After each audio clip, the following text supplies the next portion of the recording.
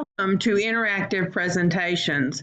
In this concurrent session, we will cover two objectives. We'll use apps and tools to create interactive and engaging presentations such as OfficeMix, Sway, and Snip. And we'll also create screen recordings to demonstrate quick tools or skills, which is where Snip will come in. A couple of best practice reminders. First of all, audio. As you do this more, you will get better at it, but you do want to speak clearly. You want to record in a quiet room. You want to use a quality microphone and cam. You want to avoid speaking while advancing slides, and you want to test before presenting entire dialogue. A webcam checklist is to adjust the camera to eye level. Imagine that you are talking to a friend so you appear more natural. Look directly into the camera while you are speaking.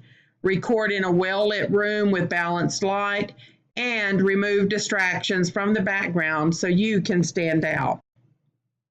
So with OfficeMix, you can go to mix.office.com. It is a very quick, free add-in to make PowerPoint interactive.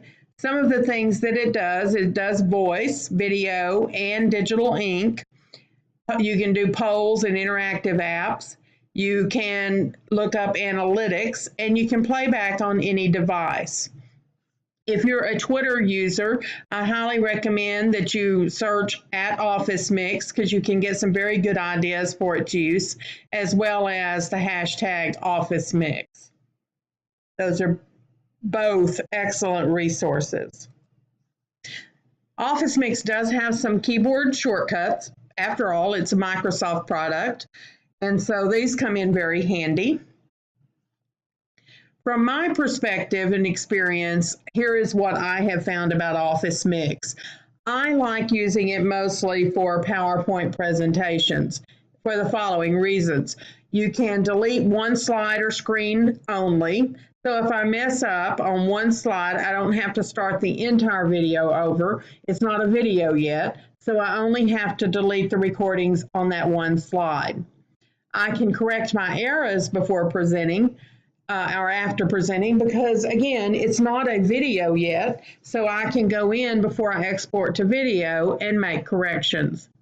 I can show a webcam. I can show notes on my screen that the students won't see. I can trim a recording, and I can insert questions and answers that you do have to upload those to OfficeMix for analytics, and YouTube does leave this out. So if you upload to YouTube, which most of my videos I do, then you won't be able to use the question answer. That is the disadvantage, is that it is hard to caption if you have to do captioning, which most of us do these days, if you upload it to OfficeMix, because you do have to do a third-party software. Whereas in YouTube, when you upload it, it does auto-generated captioning, and you just have to go in and correct the accuracy of it. So it's a little bit more difficult if you want to use the analytics. They are working on that, though. Sway is the next one, and again, you can get some good ideas if you go to @Sway or #Sway. You can use the desktop app or the online app. If you're using the desktop, just search using Cortana, and it should come up for you to download. Or if you're using online, you just go to sway.com.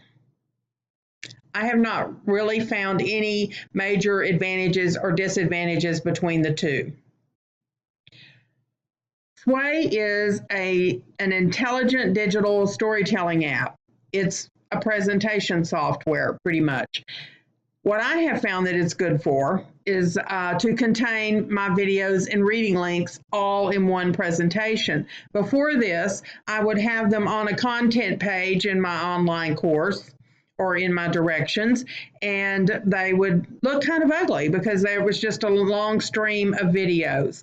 By doing it this way, it actually looks a little bit better. And I will show you an example of that.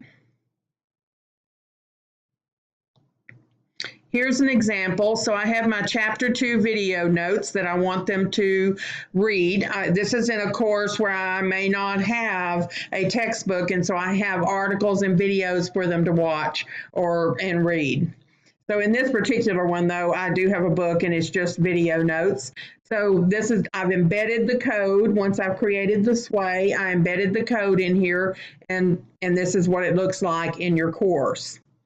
And so you can see, I also have the reference to who the video came from, but you can see where they can click and it opens it in a new tab, the video that they need to watch. It's taking a minute to come up, but there it is, and I'm going to just close it. So the students can go through there pretty quickly and watch the videos they need to do. Makes it a little bit easier because it's all in one nice place for them to see.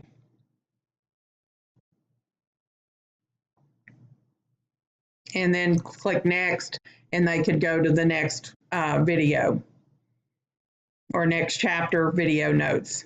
So that's one of the uses that I find very helpful. Snip is the next one. This is a very quick download. It is part of the Office Mix Garage product. If you search for Snip, you can find it, or just go to mix.office.com/snip. And it's not the snipping tool that you have in Windows. It's different from that because you can record on it. So that does make it a little bit different.